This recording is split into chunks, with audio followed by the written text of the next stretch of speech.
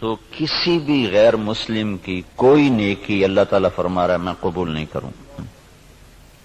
وہ فی الآخرۃ من، دنیا میں صلہ دے گا. نمتعہم قلیلا، دنیا میں ہم ان کو صلہ دیں گے، اس لیے کہا وہو فی الآخرۃ من الخاسرین، آخرت میں ہم ان کو ناکام کر دیں گے، وہ خسارے میں. دنیا میں اپنی نیکی کا کچھ صلہ وہ پائیں گے. قل تمتعوا، خود اللہ بھی کہہ رہا ہے نفع اٹھا لو میں دے رہا ہوں. لیکن موت کے بعد اولئک الذین، یہ وہ لوگ ہیں جنہوں نے دنیا میں اپنے آپ کو سمجھا کہ ہم تو بہت اچھے کر رہے تھے، حبطت اعمالہم، لیکن ان کے اعمال ضائع ہو گئے اور اللہ تعالیٰ نے ان کی کوئی قیمت نہ لگائی. یہ ایک قانون ہو. دوسرا قانون، جو دین پہ چلنے والے ہیں ان کے ساتھ کیا ہوگا؟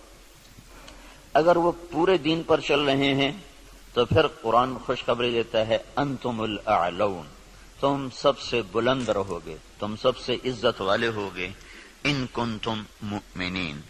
اگر یہ دین پر چلنے والے ہوں گے پورے تو پھر کیا ہوگا؟ لفتحنا علیہم برکات من السماء والارض، زمین آسمان کی برکتوں کے دروازے تمہارے لیے اللہ تعالیٰ کھول دے گا. صرف دنیا میں اللہ کیا کرے گا اس کو میں آپ کو بتا رہا ہوں جو اللہ نے قرآن میں وعدے کیے ہیں. اگر تم پر کوئی دشمن چڑھ آتا ہے تو وَكَانَ حَقًّا عَلَيْنَا نَصْرُ الْمُؤْمِنِينَ، پھر میرے ذمے ہے میں تمہاری مدد کروں. اور اگر اللہ تمہاری مدد کرے تو پھر کیا ہوگا؟ پھر وَلَن تُغْنِيَ عَنْكُمْ فِئْتُكُمْ شَيْئًا وَلَوْ كَثُرَتْ وَأَنَّ اللَّهَ مَعَ الْمُؤْمِنِينَ. پھر ساری دنیا تم پہ چڑھائی کر دے اور اللہ تمہارے ساتھ ہو تو پھر تمہارا کوئی کچھ نہیں بگاڑ سکتا. اللہ کے محبوب کا فرمان ہے، مسلم شریف کی روایت ہے، صحیح ساری کتابوں میں ہے، لن یغلب 12,000 من قلت، 12,000 اگر مسلمانوں کی تعداد ہو پوری دنیا میں، صرف 12,000، اور باقی ساری دنیا کا باطل ایک طرف ہو، تو انہیں اس وجہ سے شکست نہ ہوگی کہ یہ تھوڑے تھے، اس وجہ سے شکست نہیں ہوگی. اگر 12,000 کو شکست ہوئی ہے 12 لاکھ کے مقابلے میں یا 12 کروڑ کے مقابلے میں، تو شکست کی وجہ اللہ تعالیٰ کا نبی فرما رہا ہے کمی نہیں ہے، شکست کی وجہ ان کا اللہ سے تعلق کا ٹوٹنا یا ان کے اندر گناہوں کا پایا جانا، ورنہ 12,000 مسلمان ساری دنیا کے لیے کافی ہیں. لن یغلب 12,000 من قلت، 12,000 پر کوئی غالب نہیں آ سکتا. وَأَنَّ اللَّهَ، ویسے تو ایک مسلمان ہو تو اس پہ کوئی غالب نہیں آ سکتا جب اللہ ساتھ ہو. نبی ایک ہی تو ہوتا ہے، اکیلا نبی ہوتا ہے اور سارا کفر اس کے سامنے ہوتا ہے. اور ہود علیہ السلام تو ایسی قوم کے سامنے آئے تھے جن کے قد اس پلر کو دگنا کرو تو تب جا کے ان کا قد بنتا تھا. اتنے قد آور قوم تھی کہ 30 40 ہاتھ، یعنی کوئی 60 فٹ ان کا قد بنتا تھا. اور ان کے مقابلے میں اللہ نے لشکر کی وجہ ایک بھیجا، صرف ہود. وَإِلَىٰ عَادٍ أَخَاهُمْ هُودًا، ہم نے عاد کی طرف ہود کو بھیجا.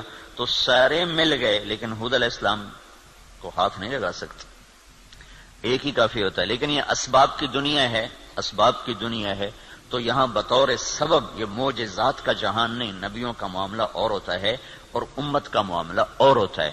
نبیوں کے ساتھ اللہ تعالیٰ کا نظام خصوصی چلتا ہے اور عام انسانوں کے ساتھ اللہ تعالیٰ کا نظام عمومی چلتا ہے. ہمیں مکڑی کے جالے سے اللہ نہیں چھپائے گا.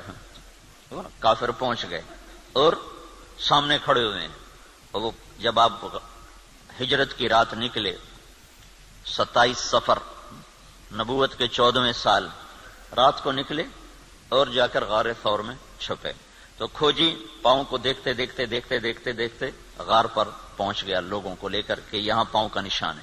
لیکن اس کے پہنچنے سے پہلے اللہ نے ایک بیل اٹھائی، اس بیل میں مکڑیوں کو بھیجا، مکڑیوں نے جالا تن دیا اور ایک کبوتری نے انڈے دے دیے. جتنی دیر میں یہ لوگ پہنچے اتنی دیر میں یہ کام ہو چکا تھا.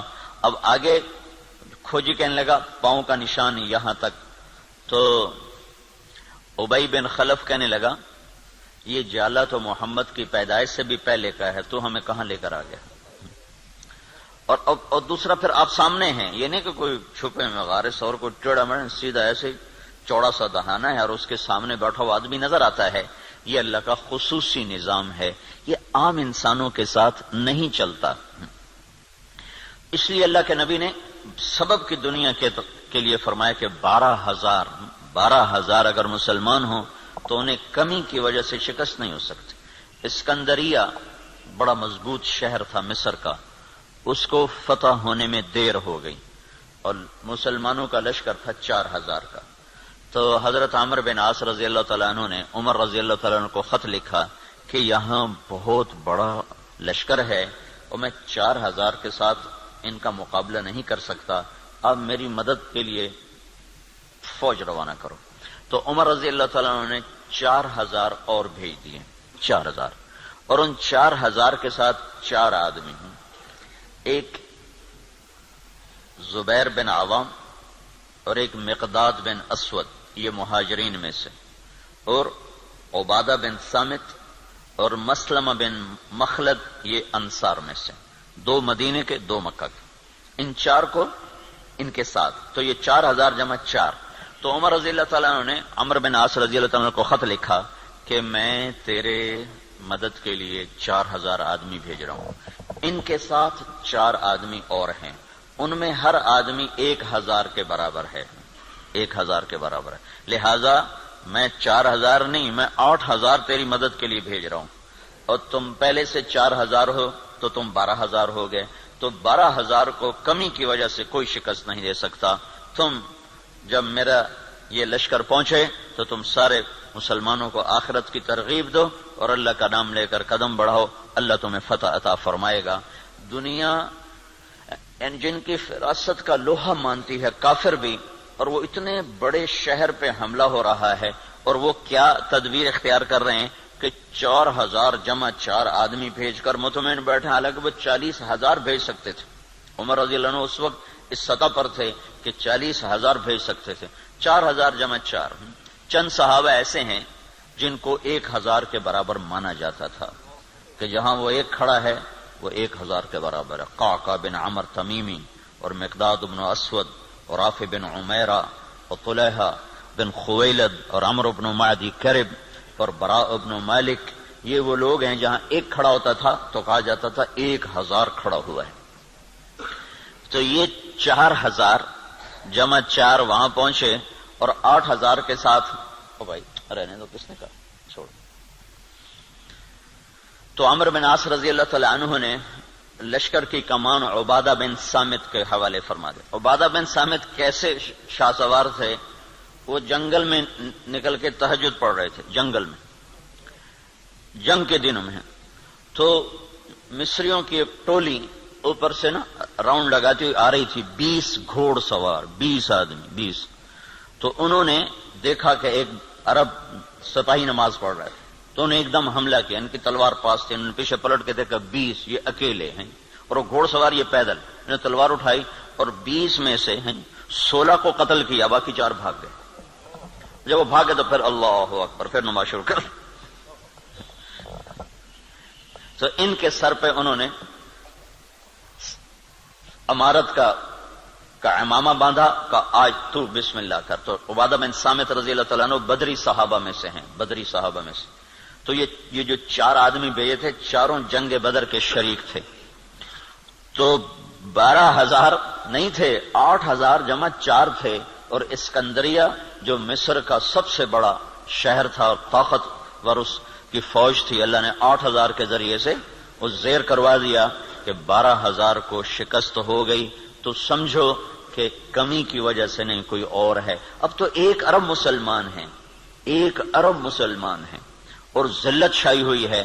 اور اس سے عجب بات یہ ہے کہ دنیا کی سب سے طاقتور چیز اس وقت تیل ہے. تیل کے ساتھ پہیا گھومتا ہے، تیل کے ساتھ جہاز اڑتا ہے، بم گرانے کے لیے اسے تیل چاہیے. ساری دنیا کا 70% تیل اللہ نے مسلمانوں کی زمین کے نیچے رکھا ہوا ہے. دنیا میں جتنا تیل ڈھونڈا جا چکا ہے اس کا 70% اللہ تعالیٰ نے عربوں کو دے دیا ہے، مسلمانوں کو دے دیا ہے. ٹوٹل 30% ساری دنیا میں اور 70% مسلمانوں کی زمین میں، اور پھر ذلت. تو میں یہ بتا رہا تھا کہ اگر ہم پورے مسلمان ہیں تو پھر اللہ کا قانون کیا ہے؟ انتم الاعلون، ان کنتم مؤمنین، تم سے اونچا کوئی جا نہیں سکتا. وَلِلَّهِ الْعِزَّةُ وَلِرَسُولِهِ وَلِلْمُؤْمِنِينَ، عزت صرف تمہیں ملے گی، کافر کو ذلت ملے گی. لَفَتَحْنَا عَلَيْهِمْ بَرَكَاتٍ مِّنَ السَّمَاءِ وَالْأَرْضِ، زمین آسمان کی برکتوں کو میں دروازے کھول دوں گا اور تمہاری زمین کا ذرہ ذرہ وہ برکت بنے گا، آسمان کا قطرہ قطرہ وہ برکت بنے گا. تم پہ دشمن چڑھے گا تو کان حقا علینا نصر المؤمنین، میرے ذمے ہے میں تمہاری مدد کروں، میں خود آؤں گا. ان تستفتحوا فقد جاءکم الفتح وان تنتهوا فهو خیر لکم وان تعودوا نعود.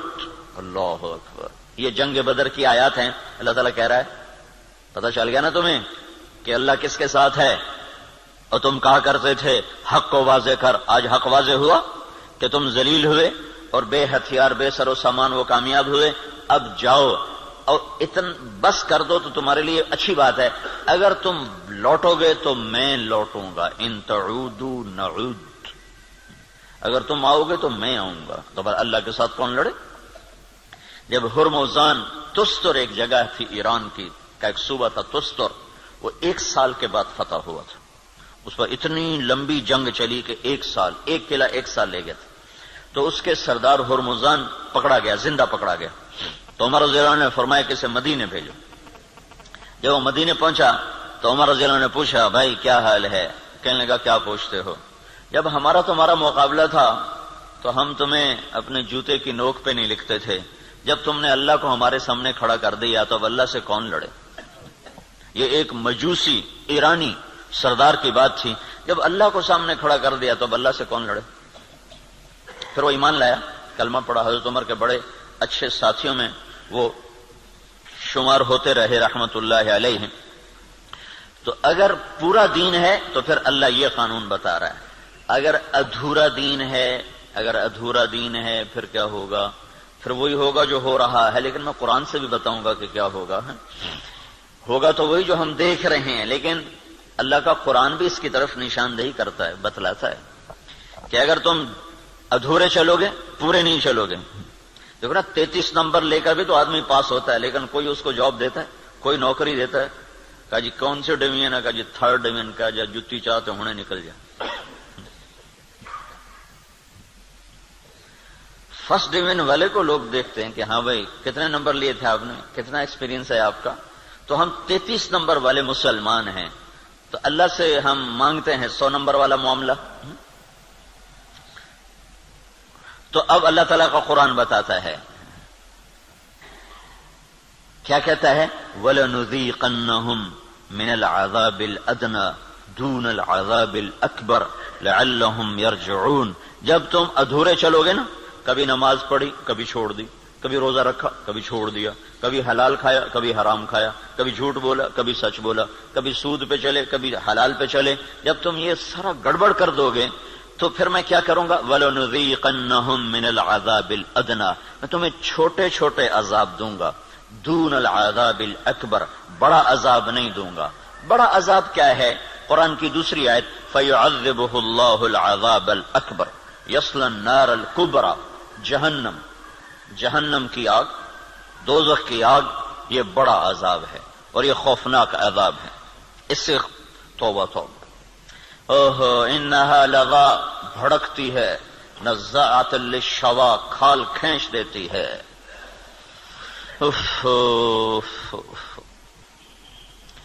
اللہ تعالیٰ کہہ رہا ہے میں چاہوں گا کہ تمہیں دوزخ میں نہ ڈالوں، یہیں صاف کروں. پھر بھی گناہ رہ گئے تو پھر جہنم میں جائے گا. پھر بھی اگر رہ گئے تو جہنم میں جائے گا. جب کوئی آدمی فرض نماز چھوڑ دیتا ہے اور پھر وہ توبہ نہیں کرتا، چھوڑے ہی جاتا ہے تو اس کے نام کا ایک دروازہ جہنم میں کھول دیا جاتا ہے. اسے اس دروازے میں سے گزرنا پڑے گا چاہے ایمان پہ خاتمہ ہو. اللہ تعالیٰ کے نبی جب معراج پر گئے تو ایک جگہ دیکھا لوگ الٹے لٹکے ہوئے نا، تو ان کو نیچے سے آگ جلا رہی، ان کے پاؤں بندھے ہوئے رسے سے اور ان کو نیچے سے آگ جلا رہی. تو آپ نے پوچھا یہ کون لوگ ہیں؟ کہا جو روزہ نہیں رکھتے تھے. تو روزہ نہ رکھنا یہ تو مسلمان کے لیے، کافر سے تو روزہ مطلوب نہیں. ایک جگہ آپ نے دیکھا ایک آدمی لیٹا ہوا ہے تو ایک فرشتے کا ہاتھ میں پتھر ہے بہت بڑا، اس کے سر کے اوپر مارتا ہے، اس کا سر کیما ہو جاتا ہے. پتھر دور جا گرتا ہے، وہ پتھر اٹھانے جاتا ہے، واپس آنے تک اس کا سر ٹھیک ہو جاتا ہے، وہ پھر اس کے سر پہ پتھر مارتا، وہ پھر قیمہ قیمہ ہو جاتا ہے۔ تو آپ نے پوچھا یہ کون ہے؟ کہ یہ وہ جو عشاء کی نماز پڑھے بغیر سو جاتا تھا، جو عشاء پڑھے بغیر۔ اور لاکھوں کروڑوں مسلمان ایک نماز بھی نہیں پڑھتے، عشاء کی کیا بات ہے، ایک بھی نہیں پڑھتے۔ تو بڑا عذاب آگے کا ہے، بہت خوفناک ہے، بہت خوفناک ہے۔ آگے آپ گئے تو آپ نے دیکھا ایک آدمی کا پیٹ ہے جیسے گنبد ہوتا ہے، گنبد کی طرح بڑا پیٹ ہے، اس پیٹ کے اندر سانپ گھسے ہوئے ہیں اندر، اور اس کو اندر سے ڈس رہے ہیں، اس کی چیخ و پکار ہے۔ تو آپ نے کہا یہ کون ہے؟ کہ یہ سود کھانے والے۔ تو بڑا عذاب آگے ہے، زلزلہ، دشمن کی چڑھائی، دشمن کے ہاتھوں قتل، دریاؤں کا سوکھ جانا، بجلی کا ختم ہو جانا، محبتوں کا اٹھ جانا، برکتوں کا اٹھ جانا، آپس کی لڑائیاں، قتل و غارت، بد امنی، مہنگائی، یہ ہے وَلَنُذِيقَنَّهُم مِّنَ الْعَذَابِ الْأَدْنَىٰ، چھوٹے چھوٹے عذاب دوں گا، دون العذاب الاکبر، بڑا نہیں دوں گا، لعلہم یرجعون، شاید تم مسجدیں بھر دو اور تم توبہ کر لو اور تم اللہ کے سامنے جھک جاؤ اور تم اللہ کو منا لو اور اللہ کے نبی کے طریقوں پر آ جاؤ، تو ما یفعل اللہ بعذابکم ان شکرتم وآمنتم وکان اللہ شاکرا علیما۔ اللہ تعالیٰ فرماتا ہے تمہیں سزا دے کے مجھے کیا خوشی ہوتی، تمہیں سزا دے کے مجھے کیا خوشی ہوتی، تم انسان بنو، جو کہتا ہوں کرو، جس سے روکتا ہوں چھوڑو، تو میں تمہیں عذاب دے کے مجھے کوئی خوشی نہیں ہے، لیکن تم میرے مان کے چلو، میرے بن کے۔ آپ 5000 تنخواہ دے کر اگلے کی کھال اتار دیتے، ذرا سا گڑبڑ کر دے تو اس کی ماں بیٹی نہیں چھوڑتے، اور اللہ تعالیٰ سر سے لے کر پاؤں تک وجود دیتا ہے، ایک سیل ساری دنیا مل کے نہیں بنا سکتی، ایک سیل میں جو جہان کام کر رہا ہے ساری دنیا عاجز ہے اس ایک سیل کا، صرف ایک سیل کا جہان سمجھنے سے دنیا کا انسان عاجز ہے، اور کئی کھرب سیلز جمع ہوتے ہیں تب اللہ ایک انسان بناتا ہے، ہر سیل میں ایک کائنات ہے جس کا نظام اللہ تعالیٰ چلاتا ہے، تو اس کے بعد اس کا اتنا حق نہیں ہے کہ میری مان کے چل، میری مان، اطیع اللہ و اطیع الرسول، اللہ کی مانو اور اللہ کے رسول کی مانو، اپنی مرضی پہ نہ چل۔ اور پھر اس میں اللہ تعالیٰ ایک ہمارے ساتھ سودا کرتا ہے کہ عبدی انت ترید وانا ارید ولا يكون الا ما ارید فان سلمت لي فيما ارید كفيتك فيما تريد وان لم تسلم لي فيما ارید اتعبتك فيما تريد ولا يكون الا ما ارید۔ اے میرے بندے، ایک تیرا ارادہ ہے، ایک تیرے رب کا ارادہ ہے، جو تو چاہتا ہے وہ اللہ کے ارادے کے بغیر نہیں ہو سکتا، جو اللہ چاہتا ہے وہ تمہارے بغیر کر دیتا ہے۔ تو ایک کام کرو، یہ اس چند روزہ زندگی میں جو میں کہوں کرتے جاؤ، کرتے جاؤ، کرتے جاؤ، کرتے جاؤ، یہ نہ دیکھو کہ نفع کیا ہے نقصان کیا ہے، یہ دیکھو کہ اللہ کیا چاہتا ہے اور اللہ کا رسول کیا کہتا ہے، بس تم یہ کرتے جاؤ تو کیا ہوگا، کفیتک فیما ترید، جو تم چاہو گے میں کر دوں گا۔ وَإِن لَّمْ تُسَلِّمْ لِي فِيمَا أُرِيدُ، اگر تم نے یہ نہ کیا تو أَتْعَبْتُكَ فِيمَا تُرِيدُ وَلَا يَكُونُ إِلَّا مَا أُرِيدُ، تو پھر میں تمہیں تیری چاہتوں میں تھکا دوں گا، تجھے خوار کر دوں گا، اور ہوگا وہ جو تیرا رب چاہتا ہے۔ تو ادھورے دین پر کیا ہوتا ہے، ادھورے دین پر ہاں اللہ تعالیٰ یوں کہتا ہے، ضرب اللہ مثلا قریة كانت آمنة مطمئنة يأتيها رزقها رغدا من كل مكان فكفرت بأنعم الله فأذاقها الله لباس الجوع والخوف بما كانوا يصنعون۔ جب تم دین پر چلتے ہو تو اللہ کہتا ہے میں خوف دور کر دیتا ہوں، ولا يبدلنهم من بعد خوفهم امنا، میں خوف دور کرتا ہوں، امن قائم کرتا ہوں، بے برکتی دور کرتا ہوں، برکتیں لے کر آتا ہوں۔ اور جب تم بگڑتے ہو تو پھر میں کیا کرتا ہوں کہ میں ساری برکتیں واپس لیتا ہوں، پھر اور کیا کرتا ہوں، پھر میں خوف طاری کرتا ہوں اور بھوک طاری کرتا ہوں، فَأَذَاقَهَا اللَّهُ لِبَاسَ الْخَوْفِ وَالْجُوعِ۔ جب تم میری مانتے ہو تو زمین آسمان تمہاری نوکری کرتے ہیں، اور جب تم پھر ٹکراتے ہو تو پھر کیا ہوتا ہے کہ میں برکتیں واپس لیتا ہوں اور بھوک اور خوف کا لباس پہنا دیتا ہوں۔ دیکھو یہاں لباس کا ہے، لباس ہے، لباس سارے جسم پر ہوتا ہے، خوف دل کی کیفیت کا نام ہے اور بھوک پیٹ کی کیفیت کا نام ہے۔ صرف پیٹ میں بھوک ہوتی ہے اور سارا بدن بے قرار ہوتا ہے، صرف دل میں خوف ہوتا ہے اور سارا بدن بے قرار ہوتا ہے، اور اگر جسم کے ایک ایک رونگٹے میں بھوک پڑ جائے اور ایک ایک رونگٹے میں بھوک ڈال دی جائے اور ایک ایک رونگٹے میں اللہ تعالیٰ خوف ڈال دے تو پھر اس آدمی کا کیا حال ہوگا، یا اس معاشرے کا کیا حال ہوگا جس کے روئیں روئیں میں خوف اور بھوک کو ڈال دیا جائے۔ تو یہ اللہ تعالیٰ چھوٹے عذاب کی نشاندہی کر رہا ہے اپنی کتاب میں، اپنے قرآن میں، کہ جب تم نافرمانیاں کرتے ہو تو ظہر الفساد فی البر والبحر، زمین و آسمان میں، بر خشکی اور تری میں، کبھی سمندروں میں موجیں اٹھتی ہیں، کبھی زمین کی برکتیں گم ہو جاتی ہیں، کبھی زمین کپ کپاتی ہے، کبھی پہاڑ لرز جاتے ہیں، کبھی آسمان بے موسم بارشوں پہ اتر آتا ہے، کبھی ہوائیں پاگل ہو جاتی ہیں، کبھی محبتیں مٹ جاتی ہیں۔ یہ کیوں ہوتا ہے؟ یہ کیوں ہوتا ہے؟ جب تم بما کسبت ایدی الناس، یہ تمہارے اپنے ہاتھوں کی کمائی سے ہوتا ہے، تمہارے اللہ کا نہ ارادہ نہیں، تمہارے اپنے ہاتھوں سے ہوا ہے۔ بما کسبت ایدی الناس، یہ تمہارے اپنے ہاتھوں کی وجہ سے ہے۔ لیذیقہم بعد الذی عملوا، اللہ کہہ رہا ہے یہ تمہارے پوری سزا نہیں ہے، چھوٹی سزا، تھوڑی سزا، تھوڑی سزا کہ تم اللہ کی طرف رجوع کرو۔ تو بھائیو، مکمل دین ہے تو اللہ کا قانون اور ہے، ادھورا دین ہے اللہ تعالیٰ کا قانون اور ہے۔ زمین آسمان اللہ کے ہیں، قانون بھی اللہ کا چلتا ہے، زمین آسمان اللہ کی بادشاہی ہے، حکم بھی میرے اللہ کا چلتا ہے، یہاں کوئی پر نہیں مار سکتا، دم نہیں مار سکتا۔ ایک کتاب میں نے حدیث پڑھی، اللہ تعالیٰ نے ایک نبی سے فرمایا، یاد رکھ تیرے بدن پہ جو مکھی بیٹھتی ہے نا، وہ بھی تیرے رب کی اجازت سے بیٹھتی۔ اور قرآن دیکھو، ما تسقط من ورقۃ الا يعلمها، پتے کو کہو کہ اللہ کی مرضی کے بغیر گر کے دکھا دو۔ صرف فیصلہ آباد کے درختوں کے پتے گنو تو گنے نہ جائیں، صرف پاکستان کے درختوں کے پتے گنو تو گنے نہ جائیں، تو کل کائنات میں کتنے جنگل، پھر سمندر کے جنگل جو پانی کے اندر درخت ہیں وہ زمین کے درختوں سے زیادہ ہیں۔ اللہ نے پانی کے اندر بے شمار جنگل بنایا ہوا ہے، تو آپ نے اس کی شہنشاہی دیکھو کیا کہتا ہے، ایک پتا بھی گرتا ہے تو تیرے رب کے امر کے ساتھ ہے، تیرا اللہ اسے جانتا ہے۔ جاننے کا مطلب ہے کہ اس کے امر سے گرتا ہے۔ ولا حبہ، کوئی دانہ، فی ظلمات الارض، زمین کے اندھیروں میں، ولا رطب ولا یابس، کوئی خشک و تر، الا فی کتاب من مبین، ہر شے تیرے رب کی کتاب میں ہے۔ اتنی بڑی بادشاہی کا مالک ہو اور ہم بے وقوف لوگ اسی سے ٹکرانا شروع کر دیں تو ہم سے بڑا دیوانہ کون ہوگا؟ جھوٹ کے بغیر کام نہیں چلتا، سبحان اللہ، یہ مسلمان کہتا ہے۔ سود کے بغیر کام نہیں چلتا، یہ مسلمان کے جب بول ہوں تو زمین آسمان کانپے نہ تو کیا کرے؟ الا لعنت اللہ علی الکاذبین، اللہ نے کہا غور سے سنو، جھوٹوں پہ اللہ کی لعنت۔ اور یہ سب تاجر کہتے ہیں جھوٹ کے بغیر کام نہیں چلتا۔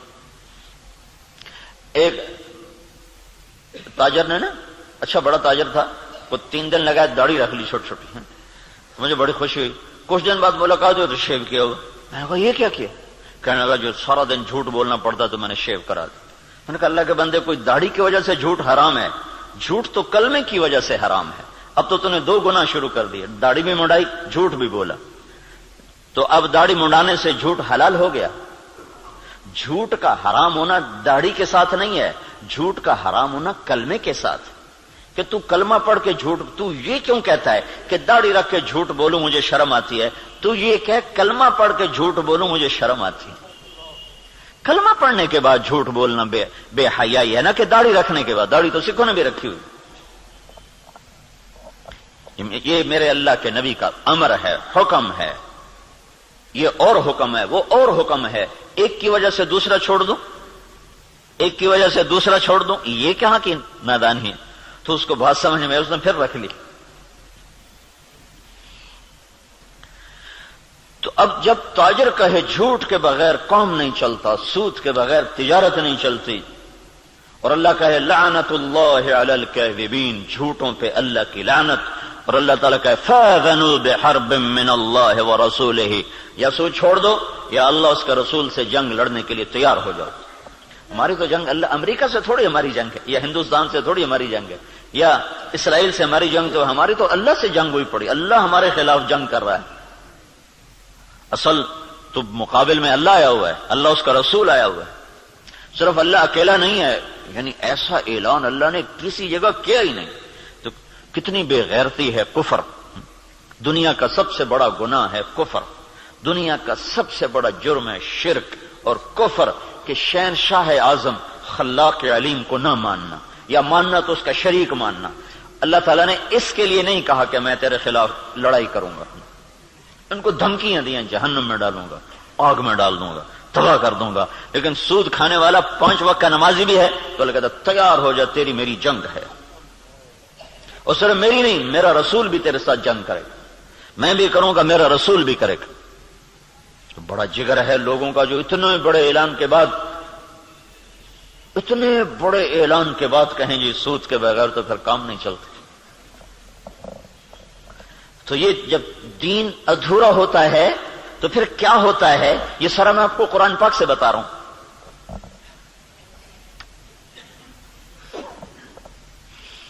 ہائے ہائے میرے بھائیو, اگر اللہ کے رسول کی ہمیں پشت پناہی نہ ہوتی تو اللہ کی قسم ہم بندر خنزیر بن چکے ہوتے. دعا دو اس مدینے والے کو جو اتنا رویا ہے. کوئی نبی اتنا نہیں رویا کہ اللہ کو جبریل بھیجنا پڑے کہ بس کر اتنا نہ رو. کوئی نبی اتنا نہیں رویا ہے. اور تمہارا نبی اتنا رویا ہے کہ ایک دفعہ نہیں سینکڑوں دفعہ جبریل آیا ہے, یا رسول اللہ کہہ رہا ہے اتنا نہ رو. اور اس کو چھوڑو, قرآن کی گواہی سنو, قرآن کی جو قیامت تک پڑھا جائے گا. اور ہر گھر میں ہے. حدیث پاک تو انہی کے گھر میں ہوگی جس کو تھوڑا حدیث کا علم ہے, لیکن قرآن تو ہر پڑھے لکھے ان پڑھ کے گھر میں ہوتا ہے. تو میرا اللہ قرآن میں اپنے نبی سے کہتا ہے فَلَا تَذْهَبْ نَفْسُكَ عَلَيْهِمْ حَسَرَاتٍ. میرا نبی یہ انسانوں کے لیے اتنا نہ رو کہ روتے روتے تو خود ختم ہو جائے. یہ اگر ان کے آنسو نہ ہوتے اور ان کی دعائیں نہ ہوتی اور ان کا رونا دھونا نہ ہوتا تو اللہ ہم پر بھی ایسے ہی رندہ چلاتا جیسے پہلی قوموں پہ رندہ چلا کہ بندر بنا دو, خنزیر بنا دو, پتھروں سے دبا دو, پانیوں سے بہا دو, ہواؤں سے اڑا دو, کر دیتا. اللہ کی ہم سے کیا رشتہ داری, کیا تعلق. ان اللہ لغنی عن العالمین. اللہ کا میں سب سے بے نیاز, سب سے غنی, سب سے پہلا رسول نوح علیہ الصلوۃ والسلام, اور 5 بڑے رسولوں میں ایک نوح علیہ السلام, ابراہیم علیہ السلام, موسیٰ علیہ السلام, عیسیٰ علیہ السلام, محمد صلی اللہ علیہ وسلم. 5 بڑے رسولوں میں 1,24,000 نبی اور رسول, 313 رسول, پھر 313 میں 5 سب سے اعلی نمبر, ان میں سب سے بڑے محمد الرسول اللہ صلی اللہ تعالی علیہ وسلم ہیں. تو اللہ تعالیٰ نوح علیہ السلام سے اللہ نے کہہ دیا انی اعظک ان تکون من الجاہلین. اللہ اکبر, اللہ اکبر. نوح دوبارہ سفارش کی تو نبوت جا سکتی ہے. اللہ اکبر. حالانکہ اللہ نے لینی نہیں تھی, لیکن اللہ نے اپنی بے نیازی دکھائی ہے کہ میں نے تمہیں کہا تھا کافر کے لیے دعا نہ کرنا, کافر کے لیے دعا نہ کرنا, اور یہ کافر ہے. انہ لیس من اہلک انہ عمل غیر صالح فلا تسألنی ما لیس لک به علم انی اعظک ان تکون من الجاہلین. اس لیے تو نوح علیہ السلام قیامت کے دن کہیں کہ میں نہیں آج سفارش کر سکتا, میں نے اپنے بچے کے لیے دعا مانگی تھی. اور نوح علیہ السلام کو پتہ نہیں تھا کہ یہ کافر ہے. اگر پتہ ہوتا تو کبھی نہ مانگتے. اس لیے انہوں نے کہا لا تکن من الکافرین. اگر پتہ ہوتا تو کہتے لا تکن من الکافرین. انہیں پتہ نہیں تھا, وہ منافق تھا. کہا لا تکن مع الکافرین. مع اور من, مع کا مطلب تھا کہ تو مسلمان ہے, تو کافروں کے ساتھ کیوں جا رہا ہے. ان کو معلوم نہیں تو اس نے اپنا کفر چھپائے رکھا. اگر معلوم ہوتا تو پھر کہتے لا تکن من الکافرین, کافروں میں سے مت ہو. کہنے گا نوح دوبارہ بات نہیں کرنی ہے, دوبارہ نہیں بات کرنی ہے. تو اللہ تو اتنا بے نیاز ہے, تو ہماری کیا حیثیت. یہ تو اس سے محمد مصطفیٰ سے اللہ نے پیار ہی ایسا کیا ہے کہ اس کے طفیل ہم بھی نبھ گئے, اور ہماری بھی لاٹری نکل آئی کہ اللہ نے ہمیں حضرت محمد صلی اللہ تعالی علیہ وسلم کا امتی بنا دیا, اور ان کی دعائیں بیچ میں حائل ہو گئیں. یا رب امتی امتی, یا رب امتی امتی, کہ آخر ایک رات آپ رو رہے ہیں اور کہہ رہے ہیں یا اللہ, ابراہیم علیہ السلام نے کہا تھا فَإِنَّهُ مِنِّي وَمَنْ عَصَانِي فَإِنَّكَ غَفُورٌ رَحِيمٌ. یا اللہ جو میرے یہ آپ نے بات دہرائی قرآن کی آیت، پھر کہا یا اللہ عیسیٰ علیہ السلام نے تجھ سے کہا تھا ان تعذبہم فإنہم عبادک وإن تغفر لہم فإنک انت العزیز الحکیم، اے میرے رب تو انہیں معاف کر دے، تو مہربان ہے، تو انہیں پکڑ لے تو رب ہے، عذاب دینا تجھے حق ہے، معاف کرنا بھی تیری رحمت ہے، تیری مرضی ہے۔ دونوں نبیوں نے کہا تیری مرضی، یا اللہ نہ میں ابراہیم کی کہتا ہوں نہ میں عیسیٰ کی کہتا ہوں، میں تو اپنی کہتا ہوں، یا رب امتی امتی یا رب امتی امتی یا رب امتی۔ تیار کردہ مواعظ اسلامیہ کیسٹ سینٹر بیرون تبلیغی مرکز ابدالی روڈ ملتان 24 گھنٹے رابطے کے لیے 0301 74 60 371 پر رابطہ کریں۔ ابراہیم کی کہتا ہوں نہ میں عیسیٰ کی کہتا ہوں، میں تو اپنی کہتا ہوں، یا رب امتی امتی یا رب امتی امتی یا رب امتی امتی۔ یا اللہ میری امت کو معاف کر دے، یا اللہ میری امت کو معاف کر دے، یا اللہ نہیں کرنا پھر بھی کر دے۔ اور اتنا روئے کہ پھر جبریل کو آنا پڑا، یا رسول اللہ تعالیٰ پوچھ رہے ہیں آپ کیوں رو رہے ہیں؟ کہا جبریل مجھے میری امت رلا رہی۔ تو پھر اللہ تعالیٰ نے پیغام بھیجا سنردیک فی امتک، میں تجھے تیری امت کے بارے میں خوش کر دوں گا۔ یہ دعائیں بیچ میں حائل ہیں، ورنہ اللہ کو کیا پرواہ ہے۔